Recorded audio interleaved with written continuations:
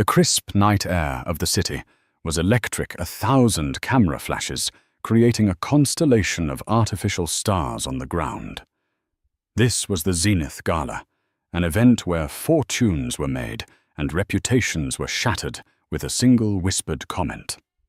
Tonight, Connor Prescott, a man who built his empire on audacity and ruthlessness, decided to shatter a reputation he thought he owned his wife's. He would utter words so cruel, so publicly devastating, that the gasps of the elite would be heard across the city. What he didn't know, what no one knew, was that his wife's real story wasn't ending. It was just beginning, and her grand entrance was only seconds away. The ballroom of the Grand Sovereign Hotel was a symphony of excess. Crystal chandeliers, each the size of a small carriage, dripped light onto a sea of designer gowns and bespoke tuxedos. The air, thick with the scent of expensive perfume and blooming peonies, hummed with the low thrum of powerful conversations. Deals worth millions were being sketched onto cocktail napkins. Alliances were being forged over flutes of vintage champagne, and social hierarchies were being ruthlessly enforced with the subtlest of glances. At the center of one of the most powerful vortexes in the room stood Connor Prescott. He was a man carved from ambition and polished by success. His suit a custom. Tom Ford fit his broad shoulders perfectly, and his smile a practiced weapon flashed with predatory charm. He was the CEO of Prescott Holdings, a real estate behemoth that had devoured half the city's skyline. Tonight he was being honored with the Visionary of the Year award, and he bathed in the adulation like a king in sunlight. Tailing him a pace and a half behind, as always, was his wife, Beatrice. To the glittering assembly, Beatrice Prescott was little more than a beautiful silent accessory. She was dressed in a tasteful but unremarkable navy blue gown by a designer no one was clamoring to identify. Her auburn hair was styled in a simple chignon, and her jewelry, though clearly expensive, was demure. She was the ghost at the feast, a placeholder wife who fulfilled her duties by being present, pretty and perfectly quiet. She smiled when smiled at, nodded when spoken to, and her hand remained delicately on her husband's arm, a silent testament to his ownership. For 10 years this had been her life. She had met Connor when she was a promising architectural historian, full of passion for restoring the city's forgotten buildings.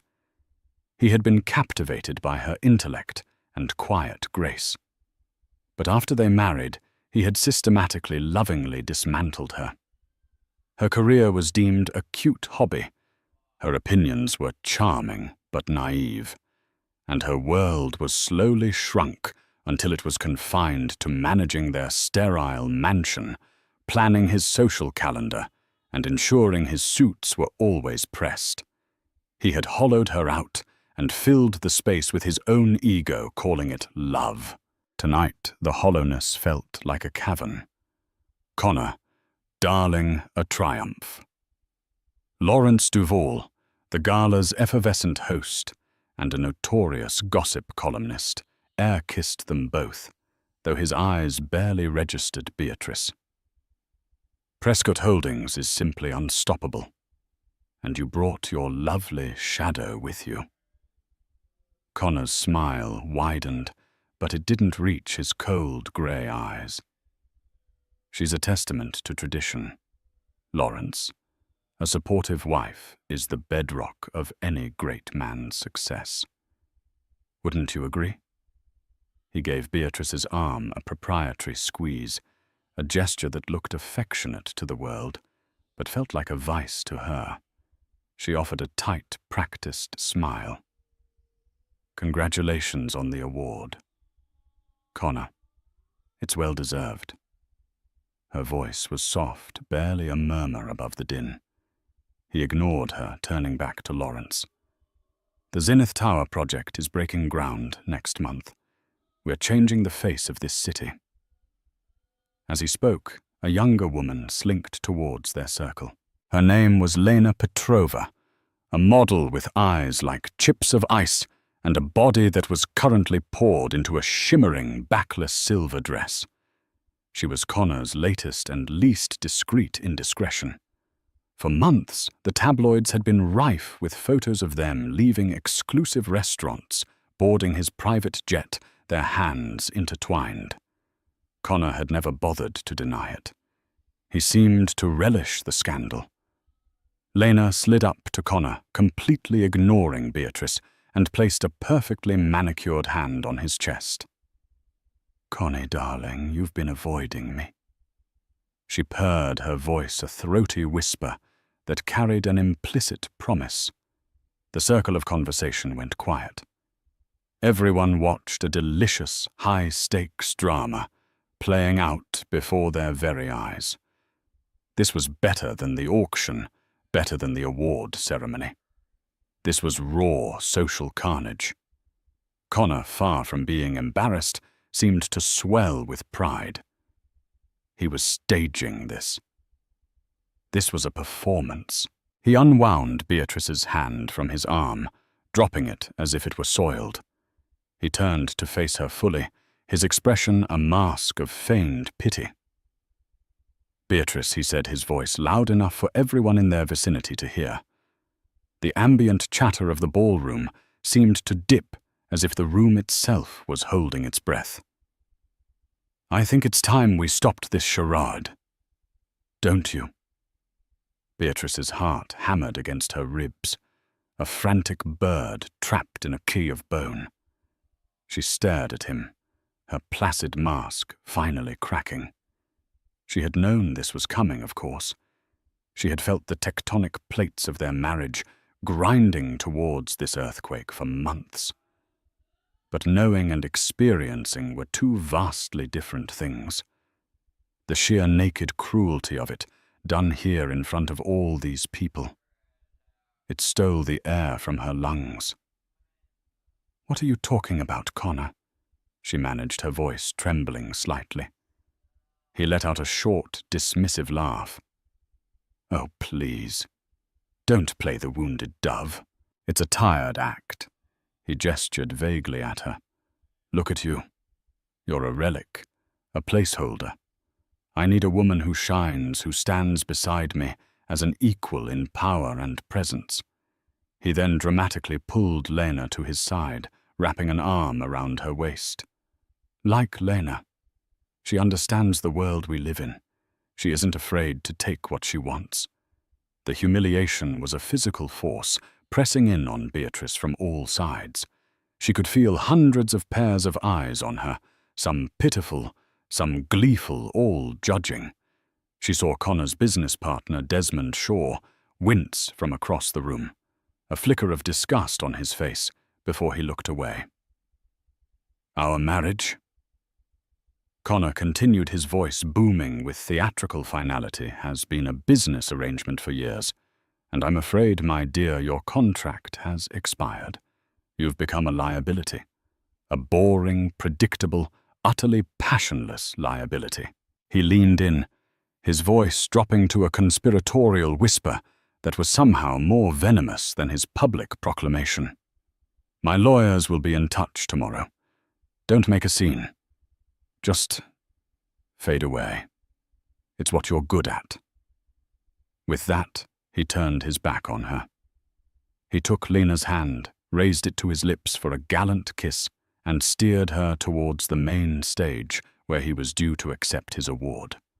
The crowd parted for them, a mesmerized sea of whispers and shocked expressions. Beatrice stood alone in the space they had vacated.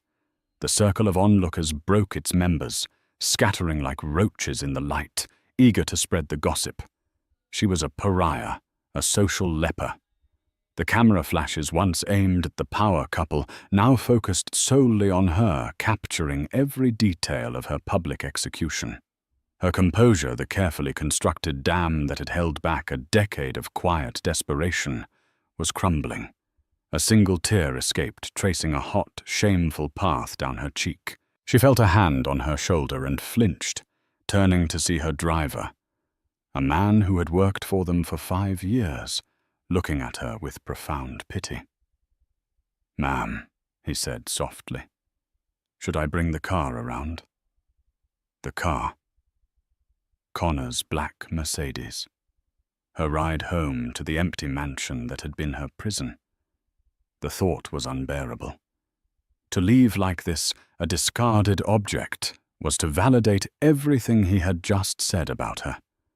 She took a deep, shuddering breath, straightened her spine, and wiped the tear from her face with the back of her hand.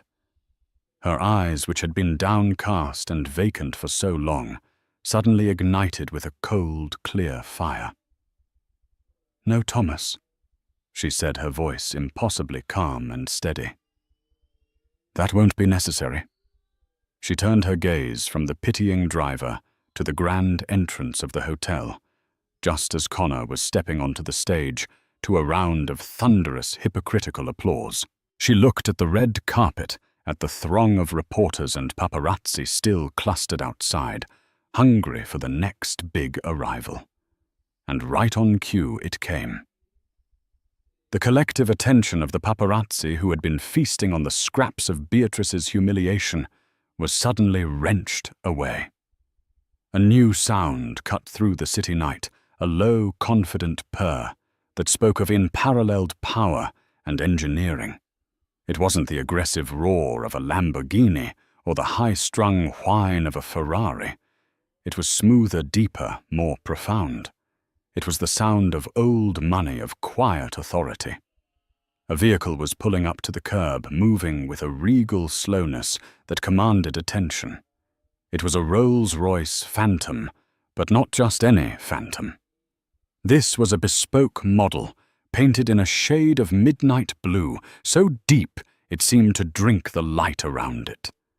The finish was flawless, the chrome accents gleaming like liquid silver under the streetlights. Its iconic Spirit of Ecstasy hood ornament seemed to carve a path through the very air. This wasn't a car, it was a statement. It made every other luxury vehicle on the street look like a cheap toy. A hush fell over the reporters. Whispers broke out. Who was this? No one on the guest list was slated to arrive in such a vehicle. The tech billionaires, the oil tycoons, the Hollywood legends, they had all been accounted for. This was someone new. Someone more important. Inside the ballroom, the sound of Connor's acceptance speech began to falter. The guests nearest the entrance were turning their heads, their curiosity piqued by the commotion outside. Even from the stage, holding his heavy crystal award, Connor could sense the shift in the room's energy. His audience was being stolen from him. Annoyance flickered across his face. Beatrice remained perfectly still, a statue in the eye of the storm. Her gaze was locked on the vehicle outside. Her expression was unreadable, a calm, placid lake after a violent tempest. The Rolls-Royce came to a silent, perfect stop. The chauffeur, dressed in a crisp, dark grey uniform, exited the driver's side and moved with brisk efficiency to the rear passenger door. But he didn't open it. He stood at attention, waiting. Instead, the other rear door opened. Out stepped a man who was the human equivalent of the car he arrived in. He was in his early 60s, with a mane of distinguished silver hair and a face that spoke of sharp intelligence and zero tolerance for foolishness. He wore a Savile Row suit that was understated, yet screamed its expense. This was Mr. Gideon Cole, a man whose name was a legend in the highest echelons of corporate law and private equity, though he was so discreet and powerful that his face was known to only a select few. He shut the door behind him with a solid, definitive thump. He scanned the crowd of reporters with a look of withering disdain, and they instinctively took a step back, their cameras momentarily lowered. He adjusted his cufflinks, his movements precise and deliberate, and then he began to walk towards the entrance of the ballroom, his expensive leather shoes making no sound on the plush red carpet. The hotel's head of security, a burly man named Peterson, moved to intercept him. "Sir, I'm sorry this is a private event." Your name, Gideon Cole, didn't even break his stride. He looked past the guard as if he were a piece of furniture. "I'm not here for the event. I'm here for my employer." His eyes swept over the opulent lobby and found their target. They landed on Beatrice. The entire lobby, which had been buzzing with gossip about the Prescott implosion, fell completely silent. All eyes followed Gideon's gaze. They saw him look past the titans of industry, past the society doyenne, past the mayor himself, and fix his attention on the discarded wife, the invisible woman standing alone in her simple navy dress. Gideon walked directly to her. He stopped a respectful 2 feet in front of her and gave a slight formal bow of his head. The gesture was one of profound deference, the kind an advisor gives to their monarch. "Madam Kensington," he said, his voice a rich, clear baritone that carried through the suddenly silent space. "I apologize for the delay." The traffic on the east side was more congested than anticipated. "Are you ready to proceed?" The name hung in the air, a puzzle everyone was desperately trying to solve. Kensington. Who was Kensington? Beatrice finally moved. The last vestiges of the timid, broken wife fell away from her like a shed skin. When she looked up at Gideon, her eyes were sharp, her posture commanding. She was no longer Beatrice Prescott, the shadow. She was someone else entirely. "It's quite all right, Gideon," she replied, her voice now possessing a resonance and authority no one in that room had ever heard from her. "My business here was concluded more swiftly than I expected." On the stage, Connor Prescott froze mid-sentence. His speech about future growth and market dominance died on his lips. He stared, his mouth slightly agape, at the scene unfolding by the entrance. He saw the car. He saw the imposing man. He saw them speaking to his Beatrice. It didn't compute. His brain scrambled to make sense of the impossible tableau. Gideon offered his arm to Beatrice. "The board members from the Tokyo Exchange have arrived. They are waiting for you in the Celestial Suite." Beatrice placed her hand on his arm. "Excellent. Let's not keep them waiting." Together they turned and began to walk towards the exit. They were no longer a man and a discarded woman, but a queen and her most trusted counsel. The crowd of elites parted for them instinctively, their shock and confusion palpable. Who was this woman? Where did Connor's mousy wife get a bespoke Rolls-Royce and an advisor who radiated more power than anyone in the room? And what was this talk of Tokyo board members? As she passed the foot of the stage, Beatrice paused. She turned her head and looked up at her husband for the first time since he had cast her aside. She didn't look angry. She didn't look hurt. She looked at him with a cool, detached assessment, the way a scientist might look at a specimen under a microscope. She gave him a small, enigmatic smile. It was a smile that held 10 years of secrets, a decade of silent planning. It was a smile that said, "You have no idea what you've just done." Then she turned and continued walking, leaving Connor standing on stage his Visionary of the Year award, suddenly feeling like a worthless piece of glass in his hand. The applause had died. Every eye in the room was now on his wife. His invisible, boring liability of a wife. He watched utterly dumbfounded as Gideon Cole held the door of the midnight blue Rolls-Royce open for her. She slid into the plush leather interior without a backward glance. Gideon got in the other side. The door closed with that same satisfying bank vault thud. The car purred to life and pulled away from the curb, disappearing into the city night with the quiet confidence of a predator leaving the scene of a successful hunt. Connor Prescott stood alone on his stage of triumph, utterly and completely eclipsed.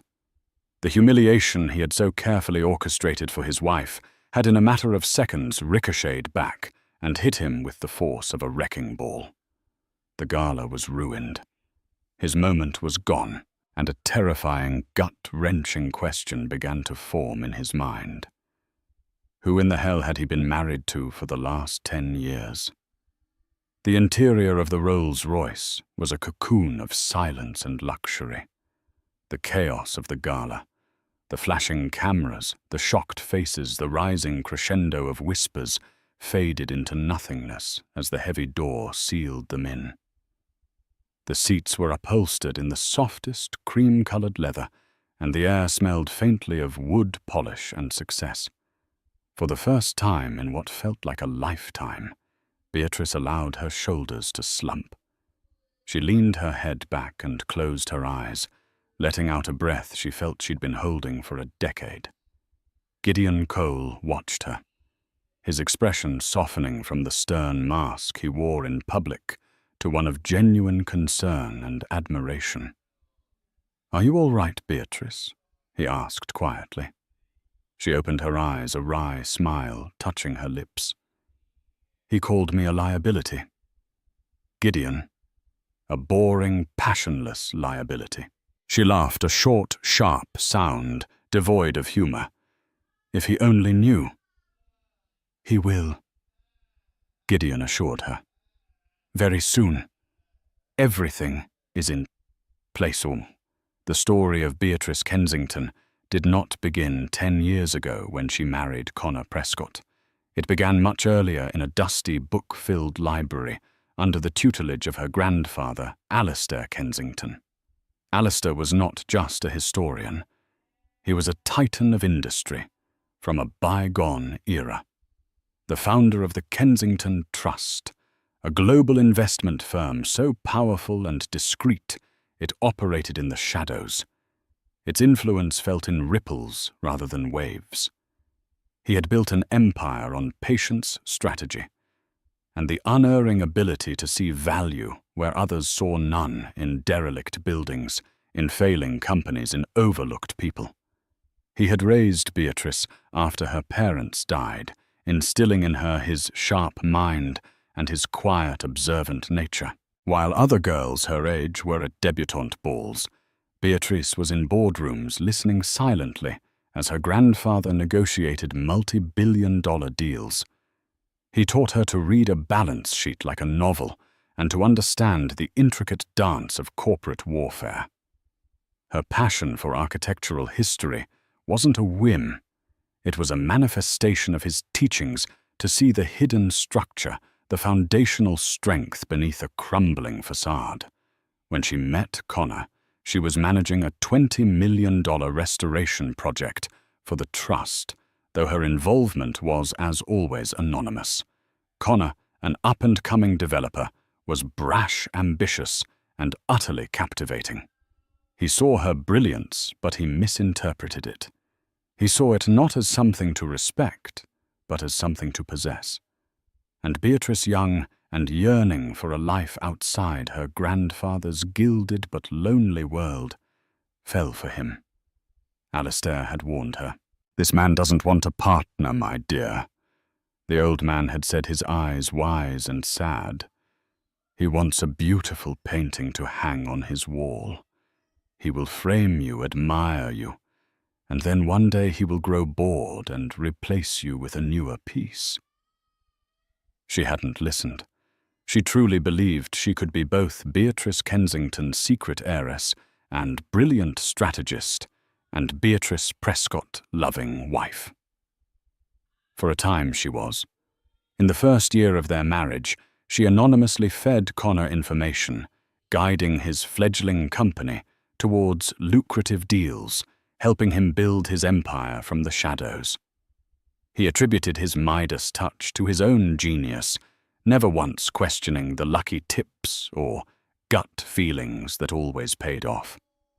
Her grandfather passed away 2 years into her marriage, leaving her the sole heir and controlling stakeholder of the entire Kensington Trust, a fortune so vast it dwarfed Connor's burgeoning empire into insignificance. Her inheritance was structured with the utmost secrecy, managed by a board of loyalists her grandfather had handpicked, led by the formidable Gideon Cole.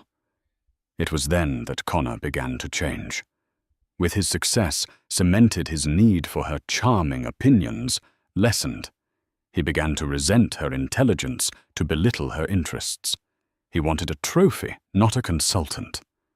And so, for the sake of her marriage, for the quiet life she thought she wanted, Beatrice began to fade. She packed away her brilliance like a set of old silverware, bringing it out only in secret late at night in her private study, where she continued to run one of the world's most powerful investment firms through a series of encrypted networks and proxies, all under the simple anonymous moniker B. Kensington. The discovery of Connor's first affair 4 years ago had been the turning point. It wasn't the betrayal that broke her heart. It was the realization that her grandfather had been right. She was just a painting on his wall, and he was already shopping for a new one. But she didn't cry. She didn't confront him. Alistair Kensington had taught her that revenge is a dish best served cold on a silver platter in a public forum with devastating financial consequences. So she began to plan. Her first move was to use the Trust's immense resources to investigate every facet of Connor's life and business. She discovered his finances were a house of cards built on risky loans and inflated valuations. His Zenith Tower project, the jewel in his crown, was leveraged to the hilt. He was desperate for a massive infusion of capital, and he had been courting a mysterious foreign investor for months. That investor, of course, was B. Kensington. Her second move was Lena Petrova. Beatrice had found the aspiring model during a deep dive into Connor's expenditures. Lena was struggling in debt and had a fierce, ambitious intelligence that Connor mistook for simple greed.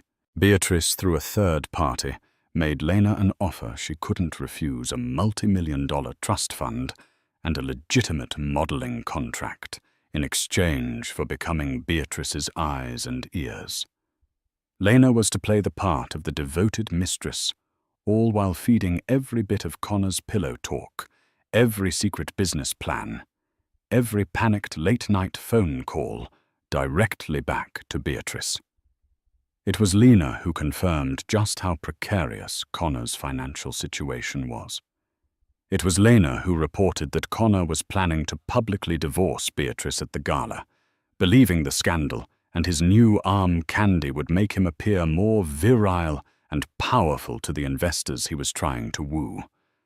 The final piece was the Gala itself. Beatrice had orchestrated the entire evening. Using her influence as B. Kensington, she had leaned on the event committee to ensure Connor won the Visionary of the Year award, inflating his ego to its most spectacular and vulnerable point. She knew he would be unable to resist such a perfect stage for his grand betrayal. Lena performed her role admirably. Gideon commented, pulling Beatrice from her reverie as he checked a message on his phone. She has already transferred the recordings of Mr. Prescott's recent phone calls. It seems he was attempting to illegally short-sell stock in a rival company using insider information. The SEC will be most interested.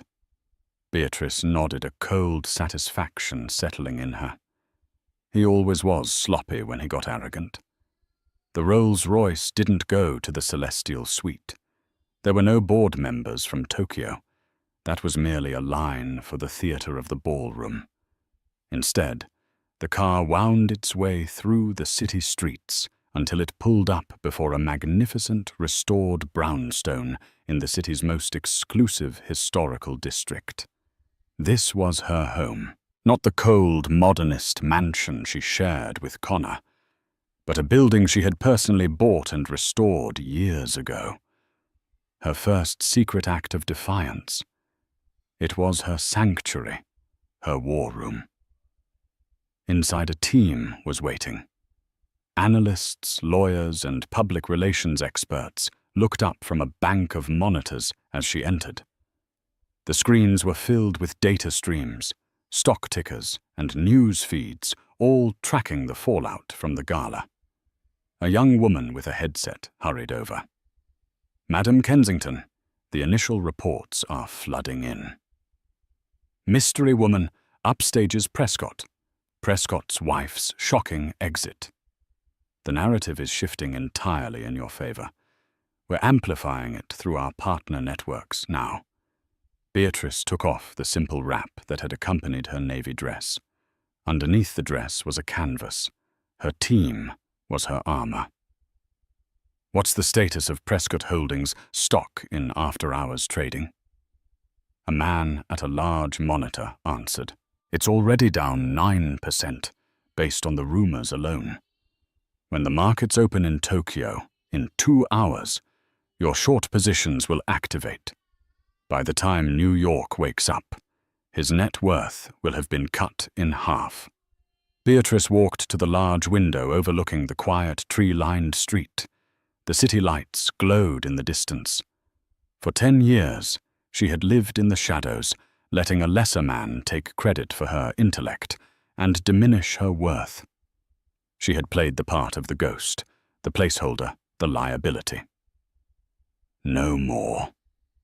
Gideon," she said, her voice ringing with newfound clarity. "Prepare the offer. I want to buy the controlling interest in Prescott Holdings." Gideon smiled. "I already have it drafted. I assume you wish to purchase it for a significant discount." Beatrice watched a lone taxi drive down the street below. "No," she replied. "I want to buy it for pennies on the dollar. I'm not just taking back my life, Gideon. I'm taking back my city, and I'll do it using the ruins of the empire he thought he built." The architect was finally ready to unveil her own design. The sun rose over the city, its golden light glinting off the glass and steel of the skyscrapers, towers that, until last night, Connor Prescott had considered his kingdom. This morning, however, the light felt accusatory. It streamed into his penthouse office on the 80th floor of the original Prescott Tower, illuminating the chaos of his mind. He hadn't slept. After stumbling off the stage in a daze, he had been hounded by reporters, their questions a barrage of machine gun fire. Who was that man? Mr. Prescott. "What is Kensington? Is your wife leaving you for someone richer?" He had pushed through them, his face a thunderous mask, and fled. His calls to Beatrice's phone went straight to a disconnected message. The GPS tracker on her car showed it hadn't moved from the hotel garage. She had vanished. He paced his office, a caged animal. The Crystal Award from the Gala sat on the edge of his massive mahogany desk, mocking him. His triumph had turned to ash in his mouth. He replayed the scene over and over, the Rolls-Royce, the deferential silver-haired man, and Beatrice's final chilling smile. It was impossible. Beatrice was Beatrice. She organized dinner parties. She picked out his ties. She didn't have powerful friends or secret resources. Her family was long gone. Her inheritance had been a modest sum they'd used for a down payment on their first home. Or so he thought. His intercom buzzed, startling him. "Mr. Prescott," his assistant's nervous voice crackled through. "Mr. Shaw is here to see you. He says it's urgent." "Send him in." Connor barked.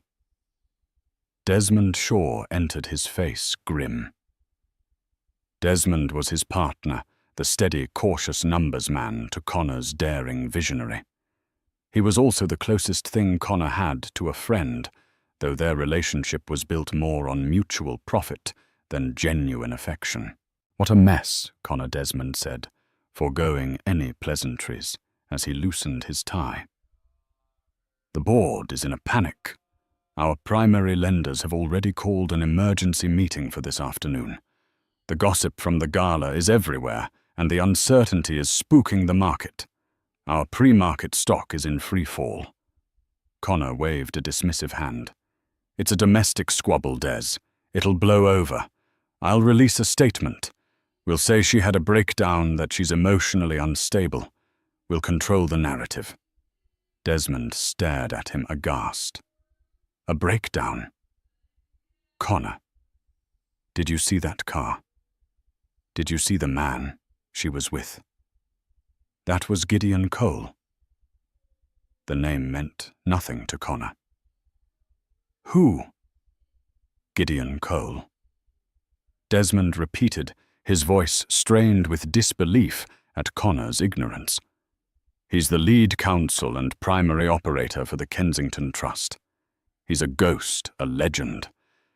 He manages one of the most powerful and secretive private equity firms on the planet. They operate with complete anonymity. If he shows up personally, it's because something monumental is happening." A cold dread began to seep into Connor's bones, far colder than the hangover from the champagne he'd drunk in celebration. Kensington Trust. What does that have to do with Beatrice, I don't know. But that's the name he called her.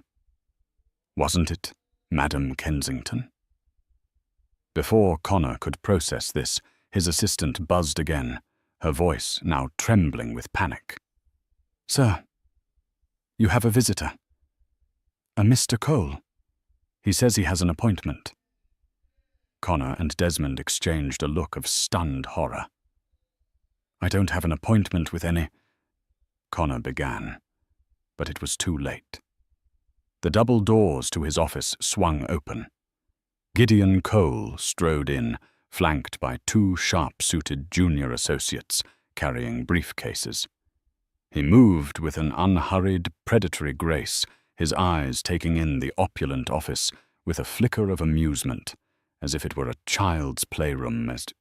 Prescott Gideon said, his voice as smooth and hard as marble. "Thank you for seeing us. I am Gideon Cole. I represent the interests of B. Kensington."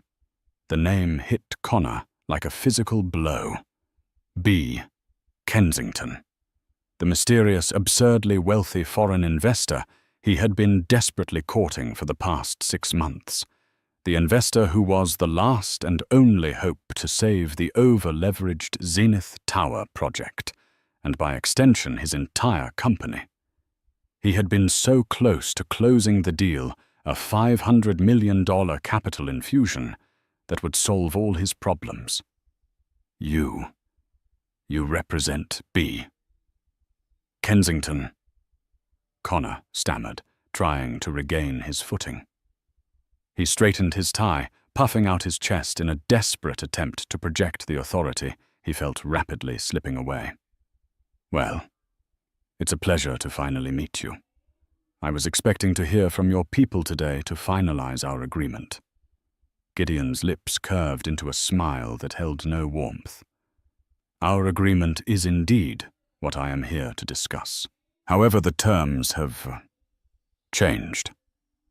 He placed his briefcase on Connor's desk and opened it with a precise click. "B. Kensington has been monitoring the performance and leadership of Prescott Holdings closely. And in light of recent events, both professional and personal, our confidence in your stewardship has been fatally undermined." From the briefcase, he produced a single, elegantly bound document and slid it across the polished mahogany. "This is not a funding proposal, Mr. Prescott. This is a buyout offer." Connor stared at the document as if it were a snake. He snatched it up his hands, trembling slightly. His eyes scanned the first page. his face growing alour with every word he read. The Kensington Trust, on behalf of its principal B. Kensington, was offering to buy a controlling 51% stake in Prescott Holdings. The offer price wasn't just low, it was insulting. It was a fraction of the company's market value from the previous day. It was a predator's price offered for a wounded animal. "This is ludicrous," Connor exploded, slamming the proposal down on the desk. "This is an outrage. We had a deal, you can't just—" "We had a preliminary discussion," Gideon corrected him coolly. "Nothing was signed. And since that discussion, our due diligence has uncovered irregularities." He nodded to one of his associates, who opened another briefcase. "Fraudulent asset valuations, questionable accounting practices, not to mention a pending SEC investigation into insider trading. We have a rather comprehensive file." Desmond Shaw looked like he was going to be sick. He sank into one of the leather chairs, his face ashen. He knew about the creative accounting, the corners they had cut. He had warned Connor against it. Connor felt the walls of his office, his 80-floor fortress, closing in. He was trapped. He looked from Gideon's implacable face to the damning document on his desk. One question screamed in his mind. "Who?" he growled, leaning over his desk, his voice a low threat. "Who is B. Kensington? Who is doing this to me?" Gideon. Cole allowed the silence to stretch to fill the room with Connor's impotent fury. He savored the moment, the culmination of a 4-year plan. "I believe you know her," he said softly. "You called her predictable, boring, a liability." The realization dawned on Connor, not like a sunrise, but like a building collapsing on top of him. The blood drained from his face, leaving behind a mask of pure, unadulterated shock. B. Kensington. Beatrice. His Beatrice. The mousy, quiet woman he had discarded like trash. The intercom buzzed for a third time. His assistant's voice was barely a whisper. "Mr. Prescott, your mother." "Mrs. Margaret Prescott is on line 1. She says the family accounts have been frozen." Gideon Cole simply smiled. "Ah, yes. We did that an hour ago. Collateral. It was all in the prenuptial agreement he made her sign, the one his own lawyers drafted to protect his assets." He looked directly at Connor, his eyes glinting with triumph. "Your wife, Mr. Prescott, is a most meticulous reader of the fine print." Connor. Prescott, the visionary of the year. The king of the city skyline finally understood. He hadn't just divorced his wife. He had declared war on an empress, and he had just learned he was armed with nothing but a plastic fork. He collapsed into his chair, the billion-dollar view from his window, suddenly looking like a long, long way down. The news of Beatrice Kensington's hostile takeover of Prescott Holdings spread through the financial world like a wildfire. It was the story of the decade, the quiet, unassuming socialite who was secretly a corporate titan, orchestrating the public downfall of the husband who had scorned her. The media, which had feasted on her humiliation just a day before, now lauded her as a brilliant strategist, a feminist icon, a corporate avenger. Her face was on the cover of every financial journal, her story leading every news broadcast. She had not only controlled the narrative, as Connor had arrogantly planned to do, she had become the narrative.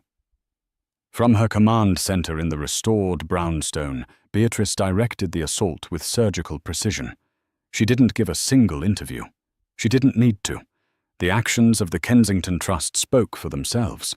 They executed a classic bear hug maneuver, making the insultingly low offer public, while simultaneously releasing select, damaging pieces of information about Prescott Holdings' financial instability to key market influencers.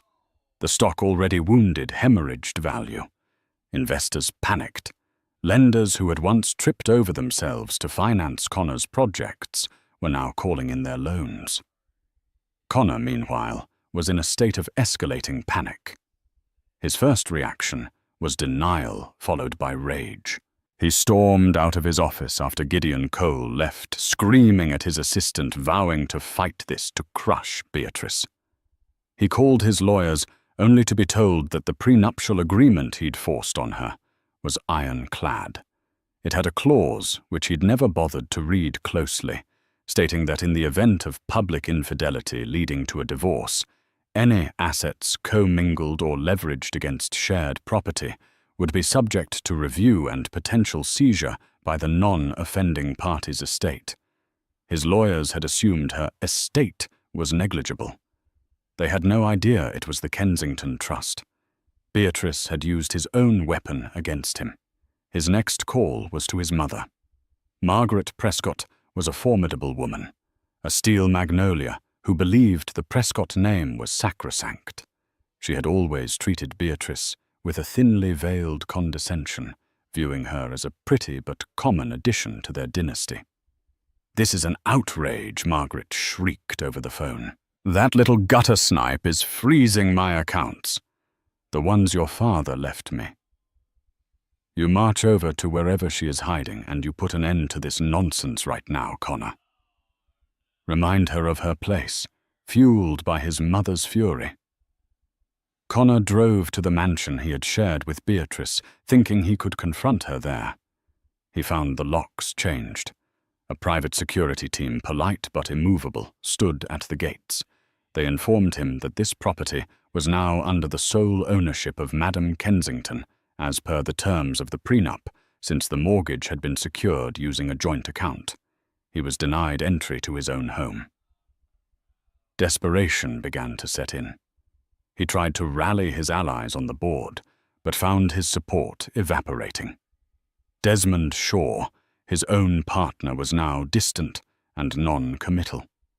Desmond had spent the previous evening doing his own research into the Kensington Trust, and the scale of its power had left him breathless and terrified. He had always harbored a quiet respect for Beatrice, sensing a sharp intellect beneath her placid exterior. He'd seen how Connor treated her, and while he'd never interfered, it had left a sour taste. This was not a fight they could win. It was a reckoning they deserved. Finally, Connor did the one thing he swore he would never do. He humbled himself. He got Beatrice's new number from a mutual acquaintance and called her. She answered on the second ring, her voice calm and cool. "Connor." Not a question, but a statement. "Beatrice. Bea. Please." He began the unfamiliar act of pleading, feeling like acid in his throat. "We need to talk. This has gone too far. This is our life, our history you're destroying." "I'm not destroying anything, Connor," she replied, her voice even. "I'm renovating. You built a house on a rotten foundation. I'm simply clearing the plot for new construction. This is about the Gala, isn't it? About Lena." He pressed desperately, searching for an angle. "I'm sorry. Okay, I was an arrogant fool. I was trying to impress the investors. Our investors, it turns out. We can fix this. We can go to counseling. We can put the company back together." A soft, mirthless laugh came through the phone. "Counseling. You think this can be fixed with counseling? This was never about Lena Connor. She was a business transaction. This is about 10 years of being suffocated. 10 years of you dismissing me, belittling me, and systematically erasing every part of me that wasn't a reflection of you. You didn't just cheat on me, Connor. You tried to annihilate me. You just weren't very good at it." His desperation curdled back into anger. "You think you can run my company? You who spent the last decade planning luncheons. You'll run it into the ground." "That's where you're wrong," she said. and he could almost hear the smile in her voice. You see, while I was planning those luncheons, I was also managing a global portfolio worth 50 times what your little real estate empire could ever hope to be. While I was picking out your ties, I was orchestrating hostile takeovers in the Asian market. While I was smiling silently by your side, I was learning every single one of your weaknesses. You didn't have a wife, Connor.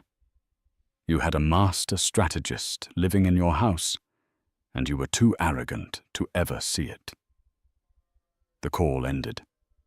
Connor was left in a stunned silence, the full scope of his miscalculation crashing down on him. Meanwhile, Desmond Shaw made a decision. He couldn't save Connor, but he might be able to save the company and its thousands of employees. He contacted Gideon Cole's office and requested a meeting with Beatrice.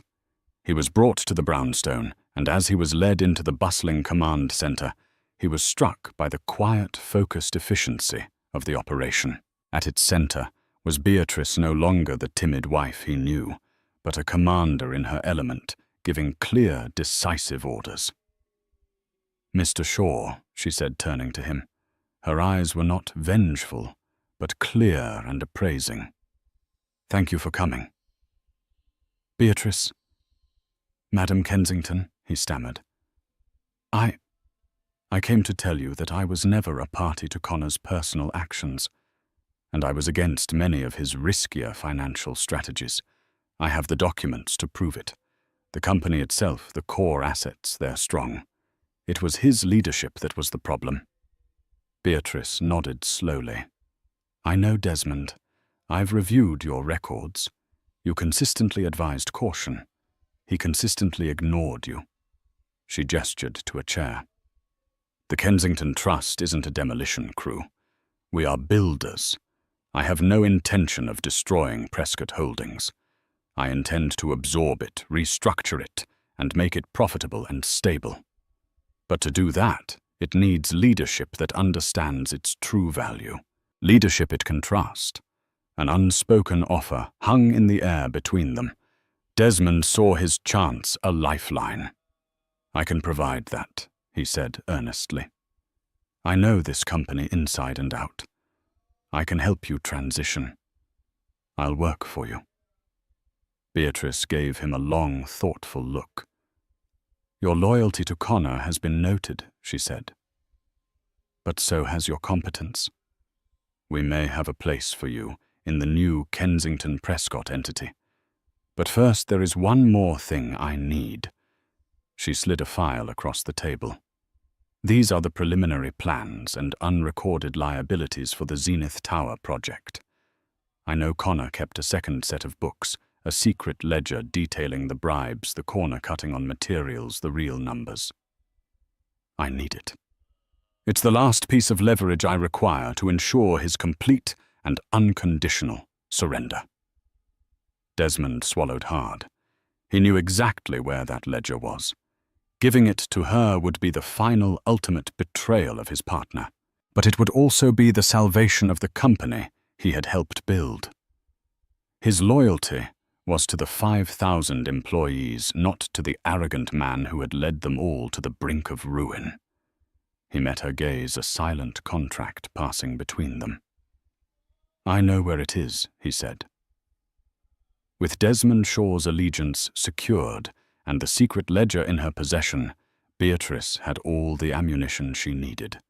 The ledger was a Pandora's box of corporate malfeasance, detailing everything from bribes to the deliberate, dangerous use of substandard materials in the Zenith Tower.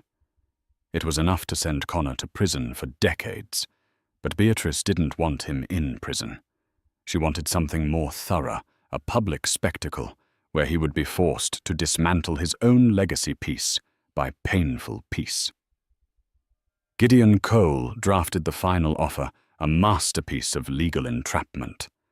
On the surface, it looked like a lifeline. The Kensington Trust would purchase the Zenith Tower project, injecting Prescott Holdings with enough capital to stabilize it. In return, Connor would step down as CEO, avoiding financial ruin and criminal charges with a comfortable severance package. The trap was buried deep within the fine print. By signing, Connor was legally bound to preside over a final press conference and give a full and frank accounting of his failures, reading from a prepared statement drafted by Beatrice's team. It was a confession disguised as a corporate press release. He had a choice: public humiliation or federal prison. Gideon presented the offer to a haggard and defeated Connor. The moment he heard he could avoid prison and walk away with millions. A flicker of the old arrogance returned. He saw an escape route, a way to spin this. He could rebuild.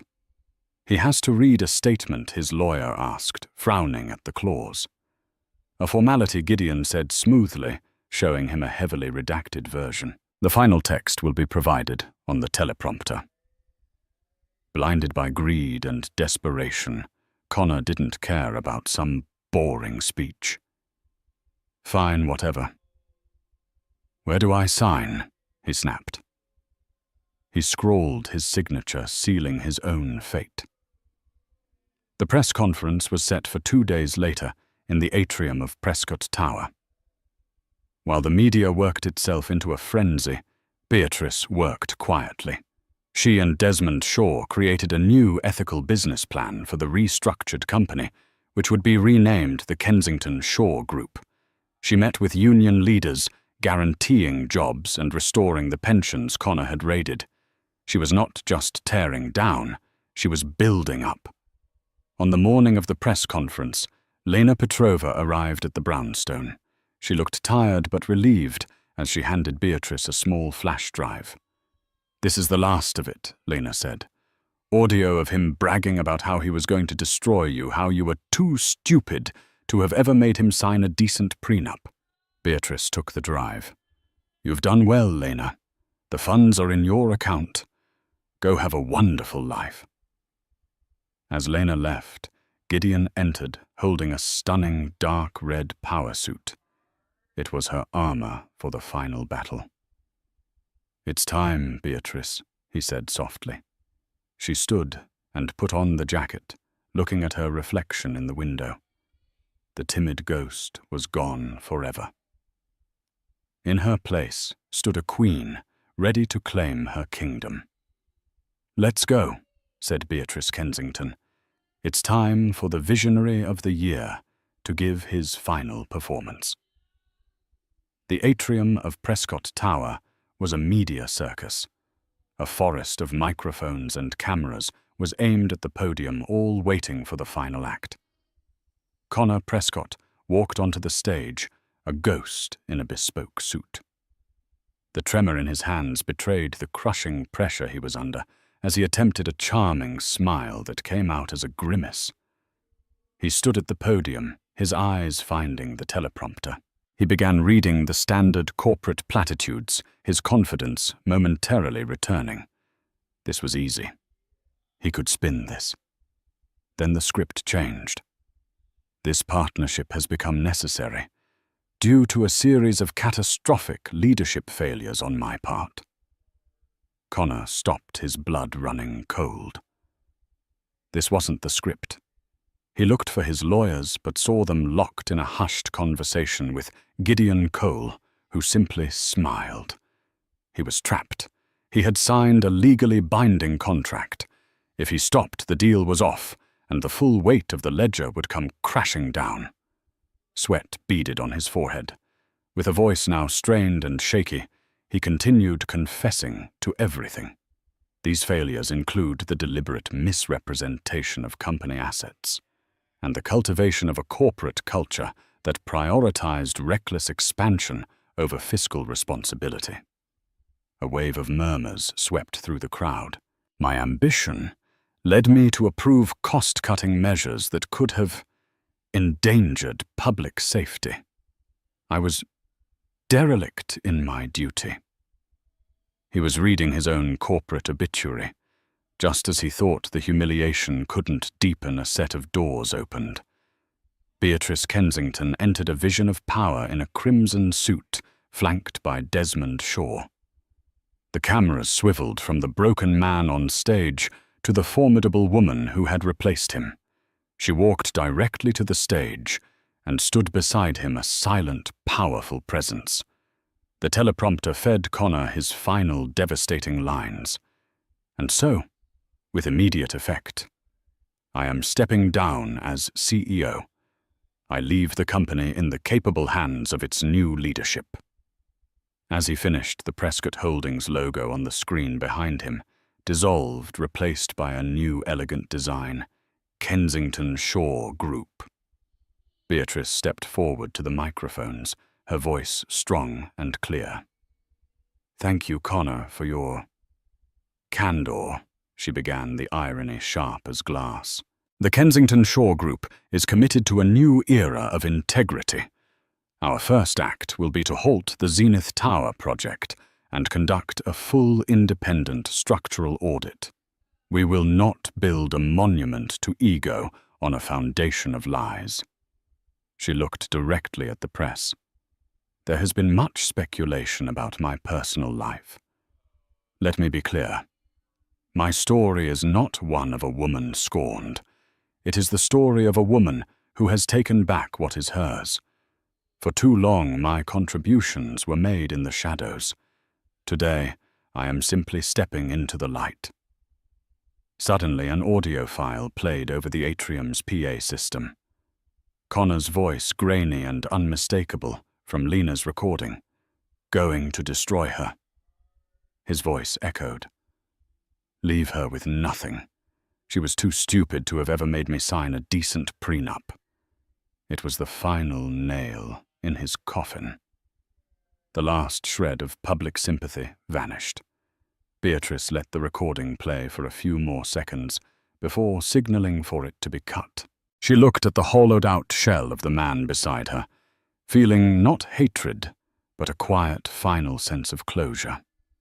She leaned towards the microphone for her last words. "Some men believe a woman's place is in their shadow. They are mistaken. Her place is on the throne." She turned and walked off the stage with Desmond, leaving Connor alone in the blinding glare of the camera flashes. His empire was gone, his name disgraced. He had tried to publicly humiliate his wife and had instead orchestrated his own spectacular self-destruction. As Beatrice walked into her new future, she didn't look back once. And so the reign of Connor Prescott ended not with a bang, but with a forced, humiliating confession. He learned the hard way that the person you underestimate the most can often be the one holding all the cards. Beatrice's story is a powerful reminder that true strength isn't always loud and aggressive. Sometimes it's the quiet, meticulous patience of a brilliant mind waiting for the perfect moment to strike. She didn't just get revenge. She built a better future from the ashes of a toxic past, proving that the best way to overcome a bully is to buy his company and rewrite his legacy. What did you think of Beatrice's incredible takedown? Was it a masterclass in strategy or a cold, calculated revenge? Let us know your thoughts in the comments below. If you enjoyed this story of triumph and spectacular karma, please hit that like button. Share it with someone who loves a good story. And don't forget to subscribe to the channel for more tales of justice and dramatic twists. Thank you for listening.